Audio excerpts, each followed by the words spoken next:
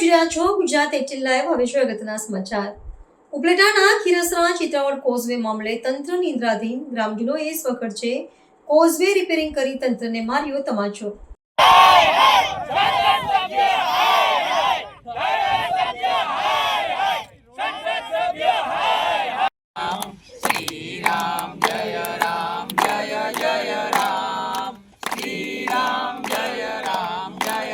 રાજકોટ જિલ્લાના ઉપલેટા ખીરસરા ચિત્રાવડ જામકંડોરણા તાલુકાને જોડતો બ્રિજ છેલ્લા 4 વર્ષ થયા ચોમાસા દરમિયાન તૂટી જતો હોય તંત્ર દ્વારા માટી મોરમ નાખી હલાવતી હોય ત્યારે આ વર્ષ કોઝવે તૂટી જવાતા તંત્ર દ્વારા કામચલાઉ ડ્રાઈવર્સનો કરતા ખીરસરા ચિત્રાવડ ગ્રામજનોએ જાતે મોરમ કપચી નાખી ચાલુ કર્યો। ધારાસભ્ય દ્વારા નવો કોઝવે માટે 14 કરોડ 12 લાખ મંજૂર કરાવ્યા હોવા છતાં તંત્રની બેદરકારીને કારણે 15 થી 20 ગામના લોકોને મુશ્કેલી ભોગવવાનો વારો આવ્યો છે।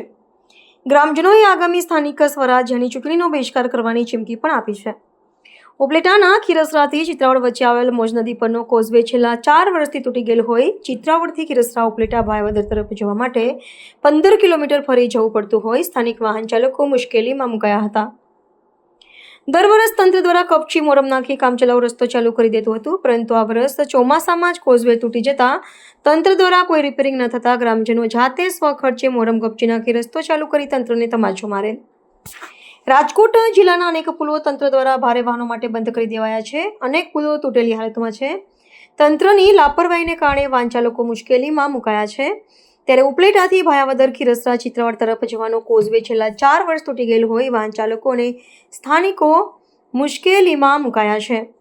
ખીરસરા અને ચિત્રાવડના સ્થાનિકોએ કોઝવે ઉપર રામધૂન બોલાવી અને નવો પુલ આપોના સૂત્રોચ્ચાર કર્યા અને સરકાર વિરુદ્ધ નારા લગાવી તંત્રને જગાડવાનો પ્રયત્ન કર્યો। છેલ્લા 4 વર્ષ થયા કોઝવે તૂટી ગયો હોય તંત્ર દ્વારા કામચલાઉ માટી નાખી ચાલુ કરી દેતા, પરંતુ ચોમાસામાં માટી મોરમ ખસી જતું હોય કોઝવે બંધ થઈ જતા, પરંતુ છેલ્લા 1 વર્ષથી સાવ કોઝવે બંધ થતા વાહન ચાલકો પરેશાન થઈ ગયા હતા। ખીરસરા ચિત્રાવડના ગ્રામજનોના જણાવ્યા અનુસાર છેલ્લા 4 વર્ષથી તકલીફ ભોગવી રહ્યા છીએ। ઉપલેટા ધારાસભ્ય મહેન્દ્ર પાડલિયા દ્વારા ગયા વર્ષે આ કોઝવેને નવો બનાવવા માટે 14 કરોડ 12 લાખ સરકાર પાસે મંજૂર પણ કરાવી દીધા છે, પરંતુ તંત્રની લાપરવાહીને કારણે 1 વર્ષ થયું હોવા છતાં આ કોઝવે નવો બનાવ્યો ત્યારે 3 વખત ટેન્ડર મૂકવામાં આવેલ, પરંતુ હજુ સુધી પ્રક્રિયા પૂરી ન થતાને કારણે કોઝવેની કામગીરી ચાલુ થઈ નથી। ત્યારે ઉપલેટા અને જામકંડોરણા તાલુકાના ગ્રામજનોની માંગ છે કે તાત્કાલિક આ કોઝવેની કામગીરી ચાલુ કરવામાં આવે।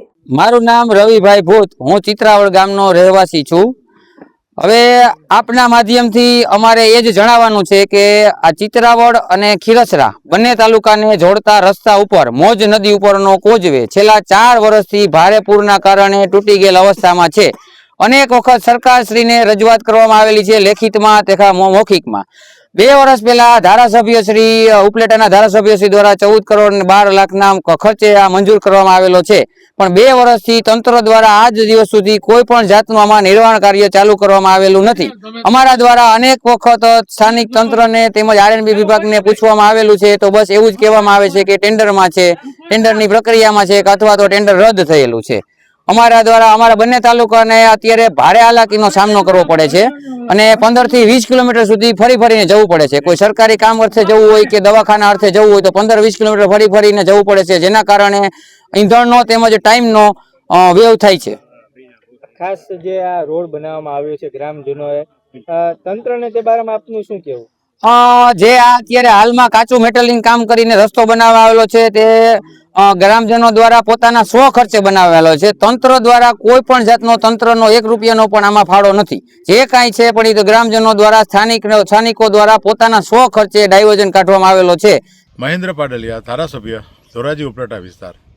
ઉપલેટા તાલુકાના ખીરસરા ગામથી ચિત્રાવડ, જામકંડોરણા તાલુકાના ચિત્રાવડ ગામે જવા માટેનો વચ્ચેનો જે બેઠો પુલ હતો એ 2024ના જુલાઈમાં ભારે વરસાદને કારણે એ બેઠો પુલ તૂટી ગયો।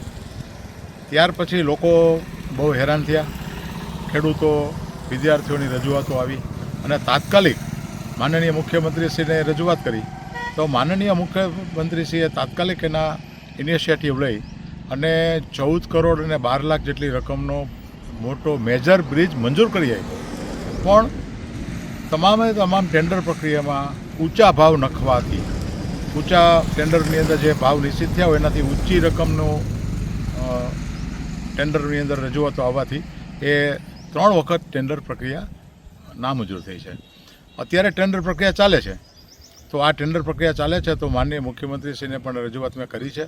હજી પણ અવારનવાર અધિકારીઓને રજૂઆત કરું છું કે તાત્કાલિક આ કામ શરૂ થવું જોઈએ, કારણ કે એ વિસ્તારના વિદ્યાર્થીઓ, ખેડૂતો, એ જામકંડોરણા અને ઉપલેટા સિવાય પણ કાલાવાડ, રાજકોટથી આવતા ત્યાંથી મુસાફરો એ બધાને તકલીફ પડે છે અને આનું તાત્કાલિક નિરાકરણ આવે એવા હું તમામ પ્રયાસનો કરી રહ્યો છું.